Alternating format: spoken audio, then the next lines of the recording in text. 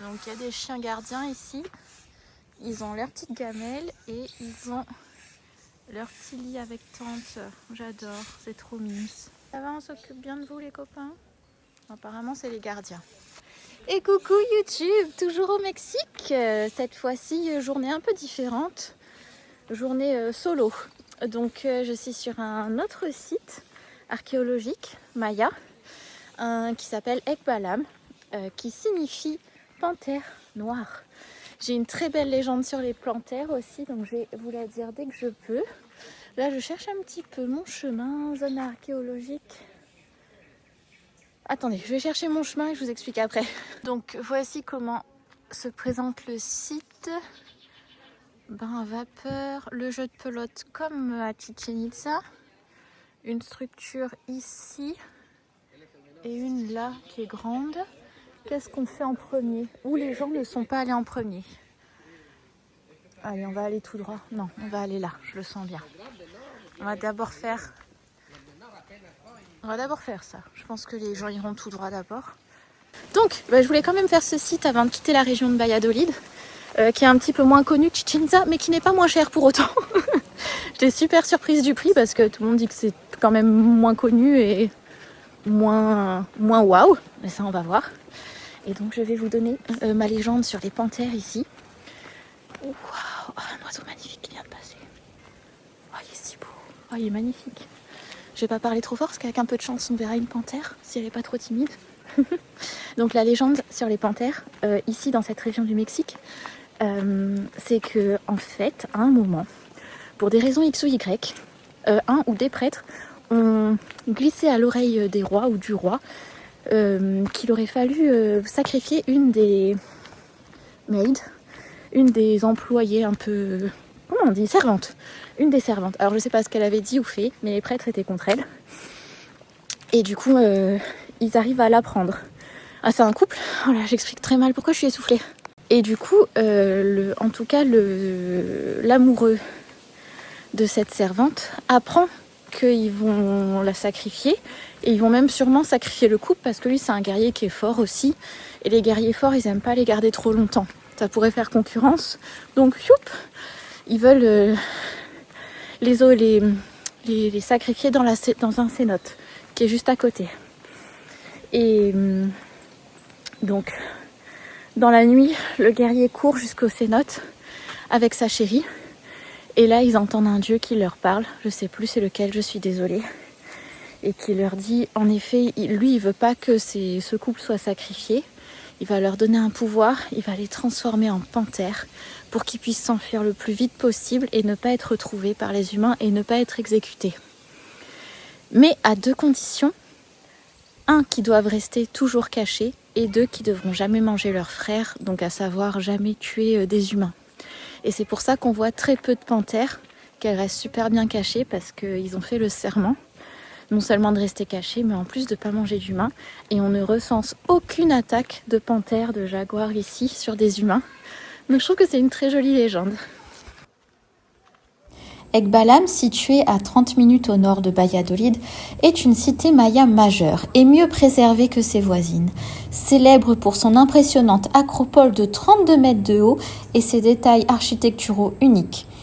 Contrairement à Chichen Itza, il est possible de grimper au sommet de la pyramide principale pour une vue panoramique sur la jungle.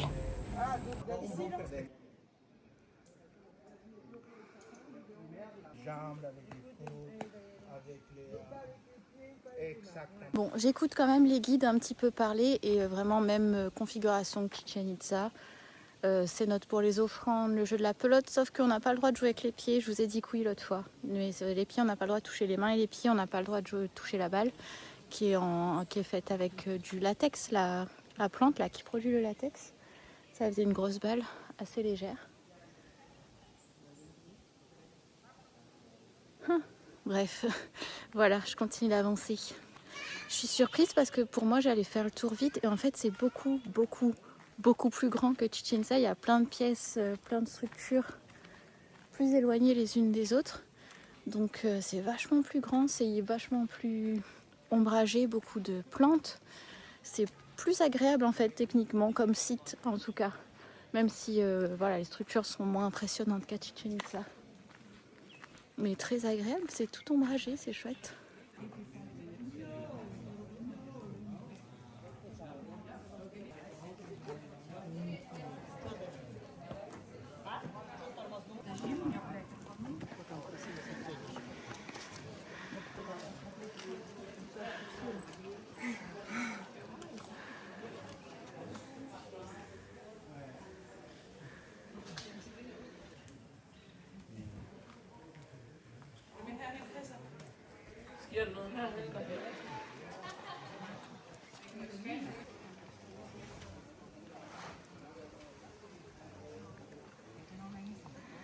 Alors, trouver l'iguane.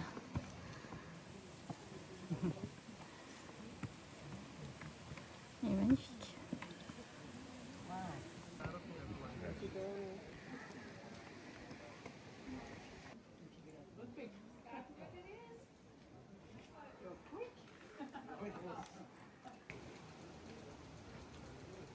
Je suis impressionnée, c'est vraiment beaucoup plus grand que Chichén Itzá comme site. Vous voyez, on voit les arbres au loin. Il y a encore un autre morceau là-bas derrière. Par contre, ce qui fait plaisir, c'est que les arbres sont immensissimes. J'essaie de vous faire des plans. Vous voyez comme les gens sont minuscules. Là, ils sont très hauts, ceux-là. Et j'adore, je vais me poser un petit peu là, dans les grands arbres. Donc, cette structure-là, hop, c'était l'emplacement royal. Où ils ont trouvé plein de décorations, etc. Donc toujours cette forme pyramidale, et c'est la plus grande structure de tout Ekbalam. C'est là qu'il y avait des cérémonies, qui prenaient des décisions administratives, qui pouvaient préparer des vêtements, de la nourriture, etc. Et c'était, on pense, un endroit plutôt pour se relaxer pour le roi et toute sa cour. C'est super beau en tout cas. Bon, vraiment, j'adore l'endroit. Beaucoup plus paisible, plus calme, plus reposant que Chichén Itzá parce qu'il y a moins de monde et plus d'arbres. Et des arbres immenses. Ça fait plaisir, c'est très beau. Très agréable. Regardez-moi cet arbre, il est sublime. Regardez-moi la beauté. Il a des yeux, il regarde partout. On va voir plein de petites bestioles. Oh là là. Si les gens faisaient moins de bruit aussi. Oh, j'aurais trop aimé.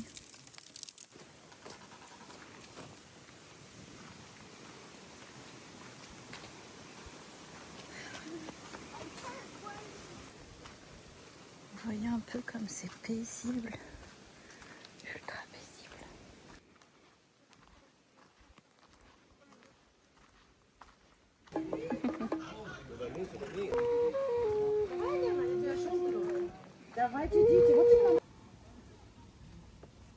Allez, c'est reparti pour une aventure à vélo pour El Cenote.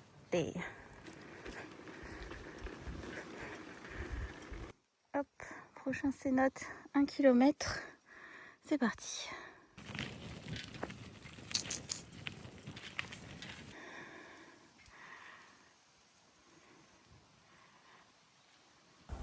Et ça y est, c'est noté.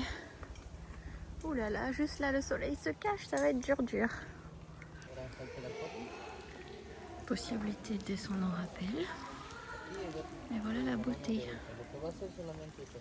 Et voilà, le Machtou Pichtou. C'est magnifique, c'est super grand, il n'y a pas grand monde. J'allais me baigner, c'est trop beau. Franchement, c'est sublime, on peut faire un petit... Pas du rappel, comment ça s'appelle? Une espèce de tyrolienne? Mini tyrolienne. C'est trop joli.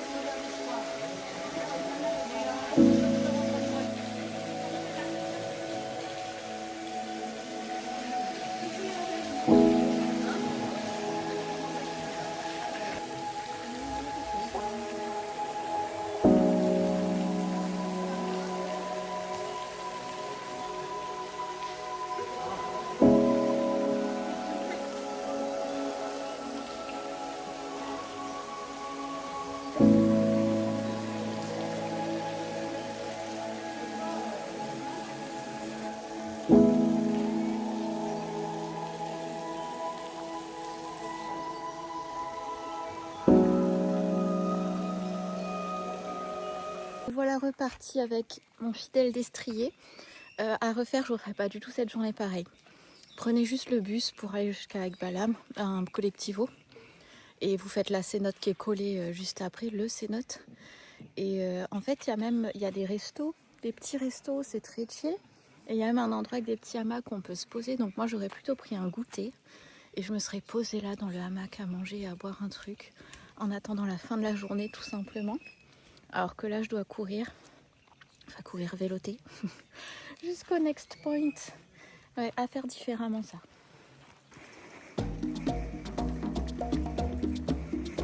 Autour.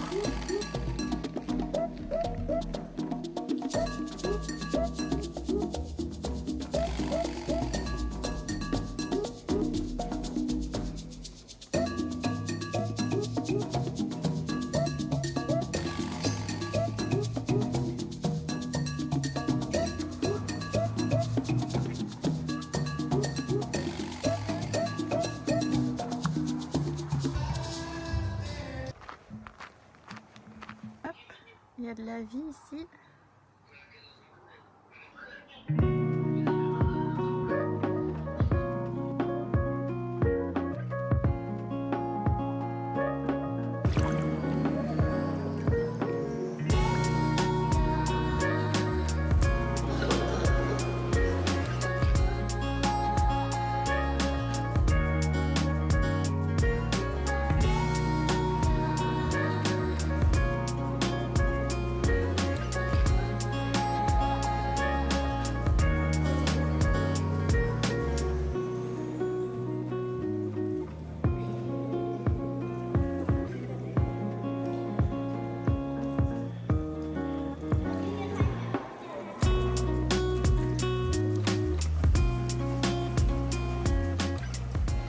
J'ai eu énormément de chance, il n'y avait pas beaucoup de monde ici, il peut y avoir 500 personnes des fois.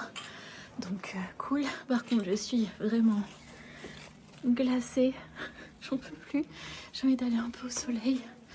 C'est parti.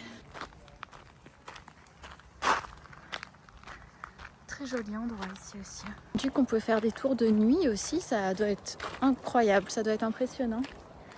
Mais je sais pas bien comment ça se passe, mais ça doit être très cool. Hop, il y a les douches obligatoires qui sont fraîches. Franchement, par contre, je trouve qu'à chaque fois, c'est super bien aménagé, quoi.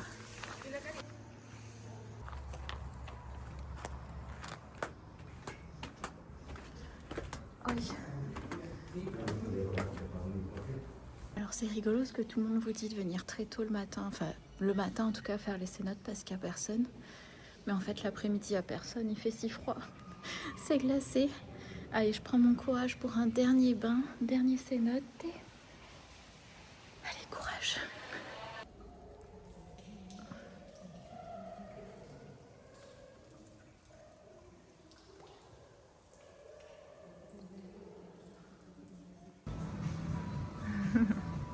Ça, c'est des petits cadeaux du réconfort. Hein, quand on a trop froid.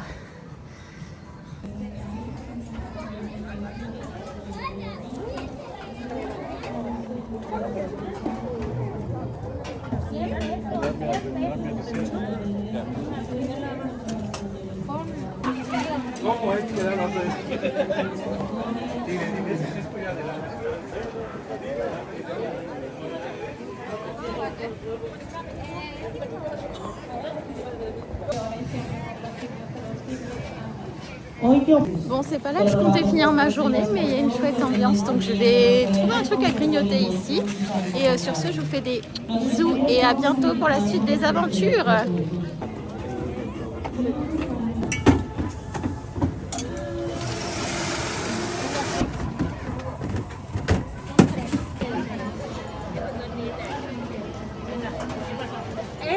Por eso en hotel.